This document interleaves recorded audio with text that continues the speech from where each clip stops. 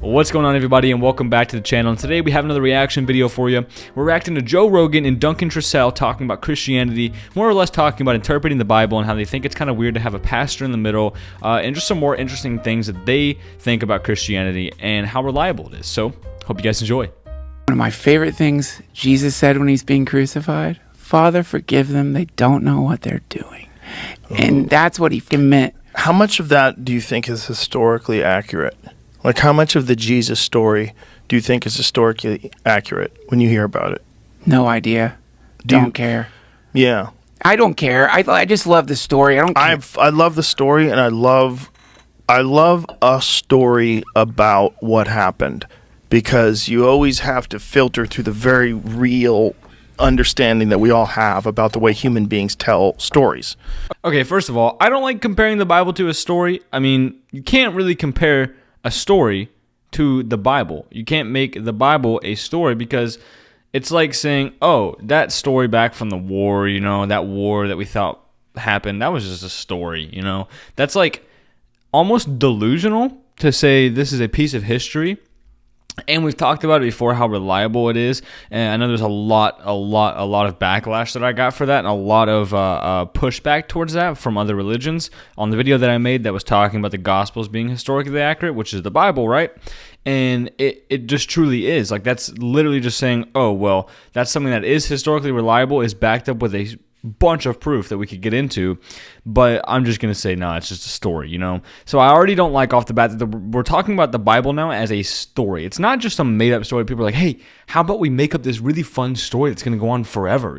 That's not what the Bible was. The Bible was a genuine first-hand accounts of, the Gospels at least, are the first-hand accounts of Jesus living. Like, this is not just a story we all made up, that Jesus is just a made-up character. It's like comparing it to a Disney movie. It's not a Disney movie. It's not a made-up book. It's not just a fiction book. It is a real, historically accurate book. Because you always have to filter through the very real understanding that we all have about the way human beings tell stories.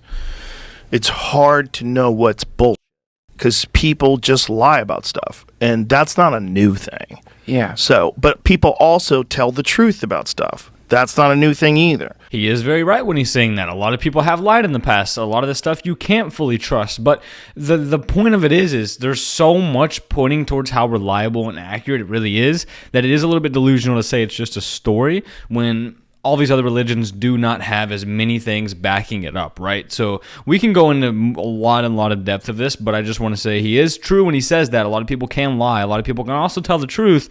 It's just hard to filter those out. So I see where he's coming from, and I see where a lot of people came from when I saw one of my videos about the Gospels, and had a lot of comments on it, and people were curious, really, and kind of pushing back on that. And I see where people are coming from, because, yes, you obviously did not live in that time, so it's hard to say, yeah, I watched the guy that wrote that. I know who wrote that, when nobody was alive during that time. So it's hard to pinpoint, yes, this is exactly historically accurate, because I know people that were alive when we don't know anybody who was alive. So how are we supposed to know the Bible is 100% accurate? It's called faith. We have to trust. And we see all of the reliable evidence that people have pointed out that it's almost, again, delusional to just discard that and say, never mind. No, it's just a story. People also write down very important things, and there are people that are virtuous, and there are people that are honest, and there are people that are authentic. They've always existed, right? And there's people that are smart enough to understand the value of just being truthful, right? So those people that encountered something exceptional and crazy, something insane, whether it is the resurrection or whatever it was, I would love to know what the they really said. Like, what were the actual words? Why did you write it down? What really happened? How many people were told this story back and forth over hundreds of years before you wrote it down?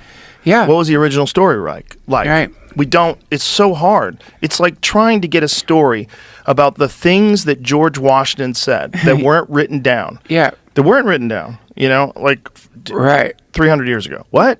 I think this is where faith and trust come in, and this is where people have faith and trust issues and don't know how to fully put their faith in something, because I see where he's coming from. I can fully see where he's coming from, because, yeah, maybe that story was told 100 and thousands of times before it was fully documented and preserved, and where we have it today, right? And then translated where we have it today. So I see where he's coming from, but then you also got to think, with Christianity, God would not lead us astray with false advertisement, false teachings, false writings, anything that wasn't true, right? So that's where faith comes in. You got to put your faith in God and trust that he would not lead us astray. He's giving us his word, and it's making sure it's accurate. And I bet you there are people who tried to twist it back in the day and make it something it wasn't, and change how it happened and that kind of stuff, but I'm sure that it was fished out. Every little fact that's in the Bible probably went around a couple of times, right? I mean, I'm sure the stuff that Jesus did wasn't just like one person saw it and that was it, and then they had to write it down, and then it was just sourced from them, you know? I'm sure it went through a bunch of different people, and people did try to make it something it wasn't, so then they looked all big and powerful and stuff. When in reality, you got to put your faith in Jesus and faith in God and just trust, hey, I believe that you will not lead us astray with your word right here, the Bible, and I'm going to trust that everything in it is historically accurate based on stuff that we've seen from other parts of the Bible that we know are historically accurate to exactly what we have today. So I believe it's really just trust and faith, and that's where I think people like Joe Rogan here have trouble putting their faith in stuff, and I'm not pointing that out just to make fun of him, but I totally get it, honestly, because it is hard to do something like that. It's not easy to say, I don't see the proof for this, it's not out in front of me, but I'm just going to trust it anyway. And it's not an easy thing to do. So I do want to see what more he has to say on the subject. I wish I could read like the ancient versions in the language and understand the language and the context. Me too. Because it's not just about learning the language. It would be about understanding the context of the language. Like, imagine if you could really understand ancient Hebrew where letters double as numbers. Dude. Like, that must be so weird. Yeah, man. And like, that's real. That's the other thing about it is like the historic Jesus and all that. God, that like, okay, I don't know, but look at the thing itself. Right. Look what it said.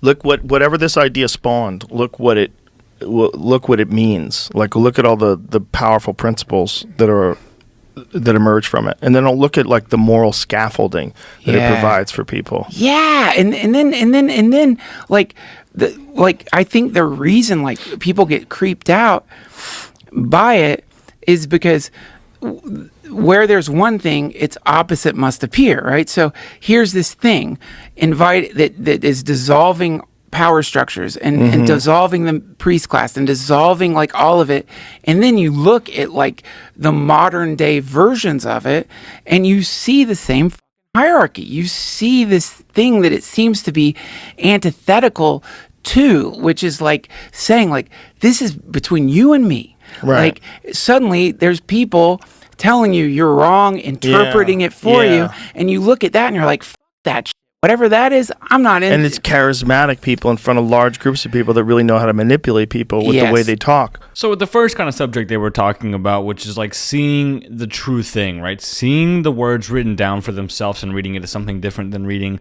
something that was printed last year, you know? I see what they're saying, and I truly do relate to that. I feel like it'd be a much different experience, like they were saying, to read the original scripts. And I think if that was possible, we would all take the opportunity to do it, and it would truly change the world. That's one of the big things that people have issues with, is putting their faith in something they don't see. It's not physically there. It's not real to them, right? They don't see how it's real. They don't see the proof behind it. And then they started talking about as well people that just stand up and are almost manipulating the people and claim to be what they are, what they're really not, you know? So I see where they're about to get into, and I hope that I know where they're about to get into, and we can talk a little bit about that when it comes up. I mean, this is the thing that was so problematic when they first started translating the Bible into phonetic languages, into languages like German. And when people started, like during the Martin Luther days, they're like, hey, what the f*** are you doing?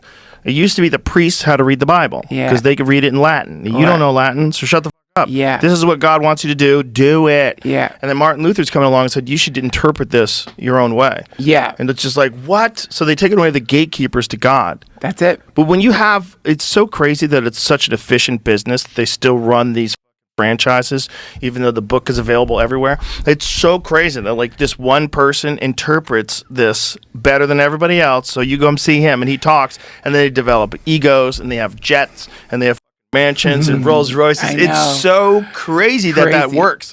It's crazy that works when that book is available for everybody and should be interpreted. I mean, you should understand what it means. Okay, that last line he said, there is a very strong assumption that you should understand what it means. But you have to realize in a world like this, not everybody's going to understand everything, right? They need a middleman to come down and to tell you what you're doing and tell you what the Bible is saying and what it's saying, because a lot of people can interpret the Bible and be like, yeah, these, like you said earlier, these are cool stories that we have in here. This is a cool collection of stories, but really you don't see the point of it, right? So I think the whole point of what he's talking about is pastors and people that are preaching the word. When the Bible's there, why go to somebody who's just going to tell you what that is, you know? It's because people interpret things differently as well. People have different viewpoints on stuff, and people can relay that information to you when you would have been like, whoa, I didn't even see that when I was reading that the first time. So I think it's one of those things of, they're not doing it just to get rich. I mean, a lot of people are, and they're abusing the system, like I think is maybe what he's talking about, abusing that system and getting rich off of it. But the middlemen is the pastors right there that are explaining it, right? They're interpreting it, because that's a strong assumption to say that everybody can just interpret it, you know? Because it's not true, especially in this day and age with people, different mindsets, different worldviews. They will not interpret the same thing as the same as their neighbor. You know, everybody's going to interpret it differently, and having a pastor, almost like a middleman there, to interpret that word and show it to you in a different way that maybe you never thought of it as, is really important. And I think he might be looking past that just a little bit and just looking at the people that abuse the system. You shouldn't interpret it ignorantly, right? Right. But if you're wise enough to be able to capture what they're trying to say, just capture in your mind what they're trying to say and translate it into Right. a thing that makes sense. You're like, what were they talking about? Yeah. What happened? Is this a map of how the universe was created? In the beginning there was light. Is that a Right. map? Or is that life itself? Like, what is that? What is it? And, What and- is that? And to me, that's like, like the Bhagavad Gita, any of Yeah. these beautiful Yes. texts. That's what's fun about them, is that it's producing a kind of like bizarre riddle in your own mind as you're trying to decode it. Right. But then there's a pull. The more you study it, the more you get drawn in. And when you start getting really drawn in, that's when people start appearing around you that help in a non-nefarious way. That like you just start meeting people who help you understand it a little bit more, and that's where it gets weird. Okay, a little bit strange, because I thought it was headed one direction and it looked pretty. I was like, okay, I see where we're going now. But then it kind of took a weird turn at the end. So basically, I think what he's saying here is interpreting it as like, in the beginning there was light. He's like, what does that mean? Does it mean this? Does it mean that? And I think the other guy, I'm not sure what his name is. I'm very sorry, but he interpreted that perfectly, and he kind of turned that around perfectly and related with Joe with that. And he said that it was basically, the more you get into it, the more you start to understand it, the more you want to understand it. And then he said that the more people will just start to appear around you.